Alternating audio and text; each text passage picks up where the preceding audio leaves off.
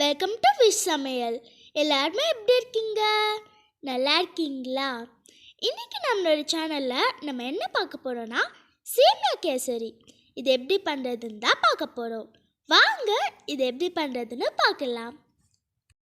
First ஒரு கடாயில் நெய்யை ஊற்றிக்கோங்க.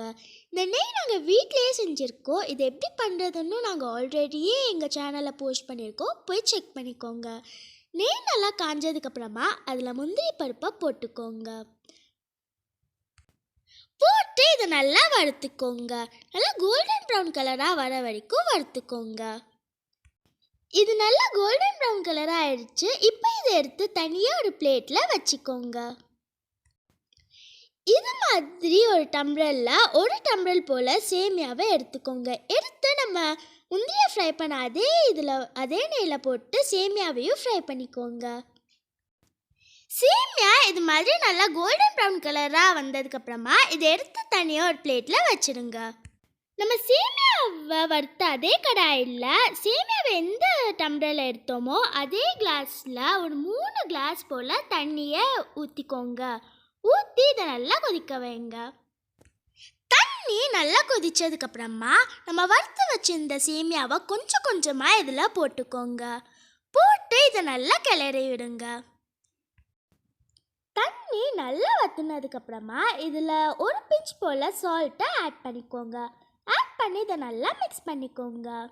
மிக்ஸ் பண்ணதுக்கப்புறமா நம்ம எடுத்து வச்சிருந்த அதே டம்ளரில் ஒரு டம்ளர் போல் சுகரை ஆட் பண்ணிக்கோங்க. ஆட் பண்ணி அதையும் நல்லா மிக்ஸ் பண்ணிக்கோங்க. இப்போ இதில் கொஞ்சமாக ஏலக்காய் தூளை ஆட் பண்ணிக்கோங்க. அப்புறமா கொஞ்சமாக கேசரி பவுடரை ஆட் பண்ணிக்கோங்க. ஆட் பண்ணி இது எல்லாத்தையுமே மிக்ஸ் பண்ணிக்கோங்க. எல்லாமே நல்லா ஒன்று சேர்ந்து வந்ததுக்கப்புறமா இதில் நம்ம வறுத்து வச்சிருந்த முந்திரியை ஆட் பண்ணிக்கோங்க. ஆட் பண்ணி இதை நல்லா மிக்ஸ் பண்ணிக்கோங்க. மிக்ஸ் பண்ணதுக்கப்புறமா இதில் 1 ஸ்பூன் போல் நெய்யை ஆட் பண்ணிக்கோங்க. ஆட் பண்ணி இதையும் நல்லா மிக்ஸ் பண்ணிக்கோங்க.